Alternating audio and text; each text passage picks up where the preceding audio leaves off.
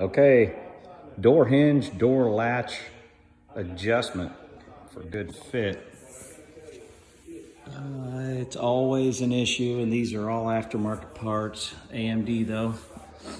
Now this is before any body work is done, so anybody knows you can get a little play with your primer and bring it up. And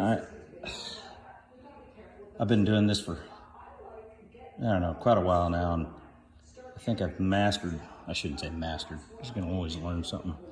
The adjustment of these aftermarket doors and quarter panels.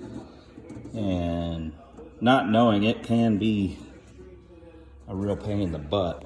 Now, this gap, I think is still a little too wide at the top.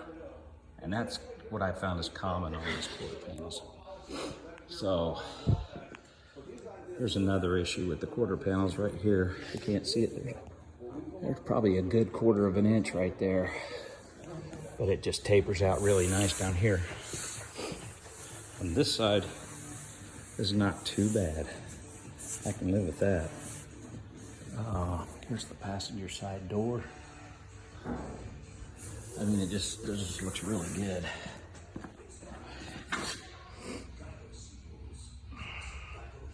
Now, I had these hinges rebuilt by a company, I think they're in North Carolina.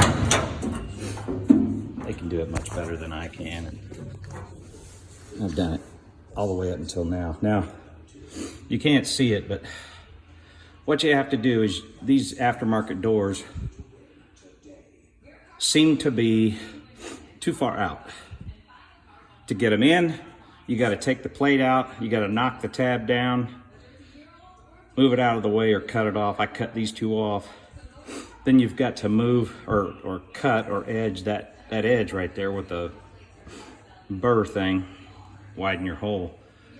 That'll get you perfect. There's just not enough movement with the factory hole.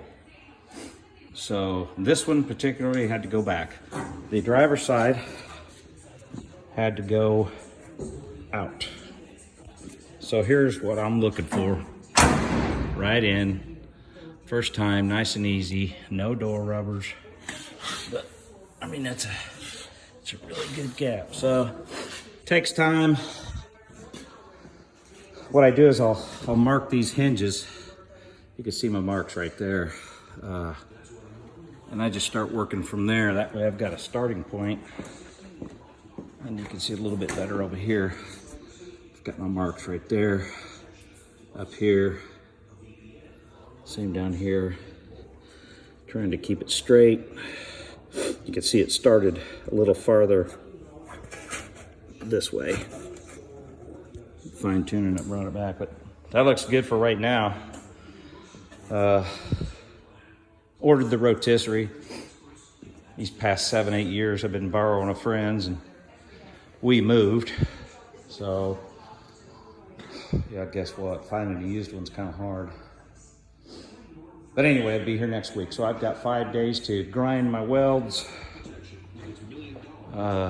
get this thing, just fine tune as much stuff as I can, get it on the rotisserie next week, and start working on the underside.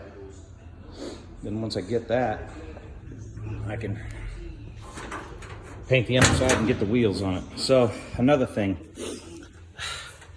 that hole right there is the culprit for most of the rust on the interior of these Camaros.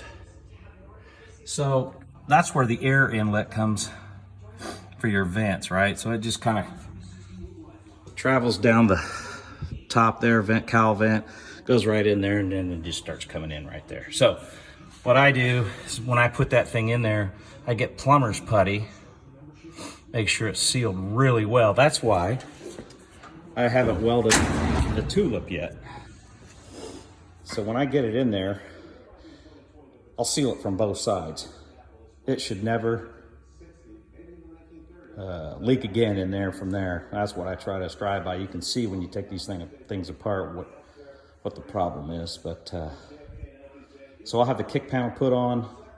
I'll also put the door light pin in there, and then seal that tulip up, then paint the bottom firewall. So anyway, that's where we're at. It's Friday.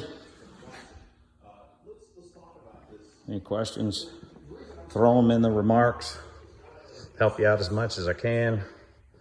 Or you can go to Team Camaro and look at my build project on the blue one. So there it is. And Team Camaro, it's Triman8654 is my, I guess, the name I put in there. So there it is, folks. It's Friday afternoon. Clean the shop a little bit more. Be safe, lights out.